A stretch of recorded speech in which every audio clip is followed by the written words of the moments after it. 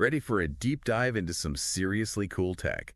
We're talking AI and solar energy today, but with a twist. That's a twist. We're headed to the Andes Mountains for this one. An interesting place to talk about solar power, for sure. Right. You wouldn't think it'd be the first place that comes to mind. Yeah.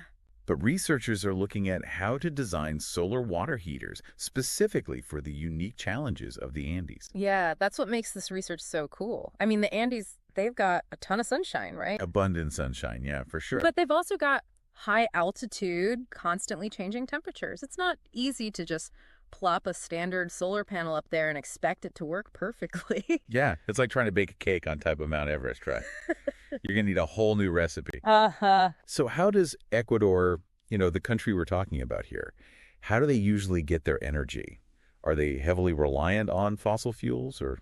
Actually, they're surprisingly committed to renewables, which is great. They've really been pushing for more sustainable solutions. That's great to hear. But yeah, those Andean conditions throw a wrench into things. It's not as simple as it seems. They've tried traditional solar before and that hasn't been as successful. yeah, not quite as efficient as they were hoping for. Okay, so that's where the AI comes in. This is what really blew my mind when I was reading this research. They're using something called physics-informed neural networks, or PNNs. PNNs, yeah. Can you break that down for me? What makes them different from your run-of-the-mill AI? So imagine, instead of just teaching an AI to crunch numbers about solar collectors, you actually teach it to understand the physics behind how they work. Okay, so it's like the AI is getting a crash course in Solar Energy 101. Exactly. Thermodynamics, heat transfer, all that good stuff. It's not just looking at data, it's incorporating the laws of physics into its decisions. Wow, okay. So it's kind of like the AI is becoming an engineer itself. In a way, yeah. It's learning to think like an engineer, but with the added benefit of being able to process insane amounts of data. That makes sense. But before we go too far down the AI rabbit hole, can we back up a bit? Sure. I need a little refresher on how a regular solar collector even works. I have to admit, I'm a little fuzzy on the details. No problem. Happy to explain. So picture a flat plate, usually metal, called the absorber plate. Okay, got it. Its job is to soak up as much sunlight as possible. Makes sense. And then you have these tubes running through it filled with water or antifreeze, and that's called the working fluid. So like a radiator, but instead of heating your room, it's heating up the water. Exactly. Sunlight heats the absorber plate, which then heats the fluid. And the whole system is designed to capture as much of that heat as possible and minimize heat loss to the environment. Okay, so it's all about maximizing efficiency. Exactly. We call that thermal equilibrium. Wait, hold on. You have to break that down for me like I'm back in high school science class. All right. Basically, it's all about finding a balance. Think of it like a seesaw. On one side, you have the sunlight, which provides energy.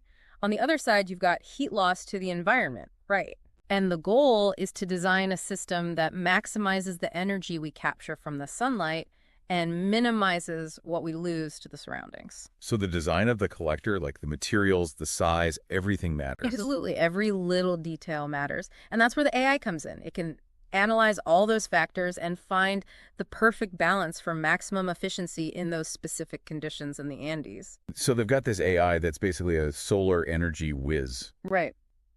But how does it actually deal with the real world? I mean, the Andes have, like, crazy weather sometimes. Right. Absolutely. Yeah. And that's where this research gets really, really cool. Okay, how so? So to train the AI, they created something called synthetic data. It's basically like building a virtual reality version of the Andes Okay. with every possible weather scenario you could imagine. It's like a solar-powered simulator, but... On steroids, yeah. Yeah. They simulated thousands of different conditions, scorching hot days, freezing nights, high winds, you name it, they simulated it. And the AI had to figure out how to make a solar heater that could handle all of that. Exactly. Which would be impossible to do in a real-world lab, right? Like you can't just snap your fingers and make it rain Or summon a blizzard. Right. Yeah. So this synthetic data, it was crucial for training the AI to be adaptable. Okay, so we've got our super smart AI. It's all trained up on this mountain of data. Right. What happens next? Does it just spit out a blueprint for the perfect solar collector? It's a little more complicated than that. They actually use 3 different neural networks. Okay. Each one tackled a different part of the design. Think of it like a relay race. Okay, I like that. The first network, it looks at all those crazy and in weather conditions, right?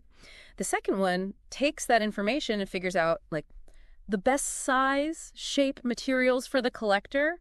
And then the third network, it brings it all together. So it's a true team effort. A true team effort. And it predicts how well the entire system will perform in all those crazy conditions. Okay, so why 3 networks? What's the advantage of doing it that way?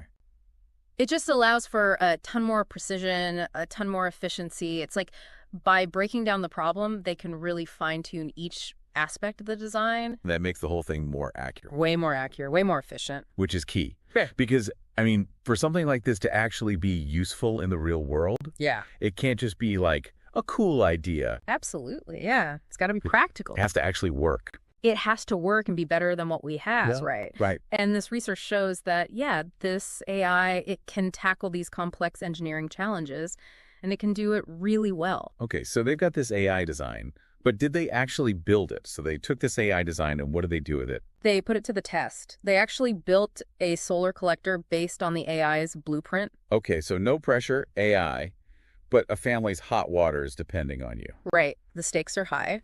So they chose a town called Riobamba. And where's that exactly? It's in the Ecuadorian Andes, about 9,000 feet above sea level. Wow, 9,000 feet.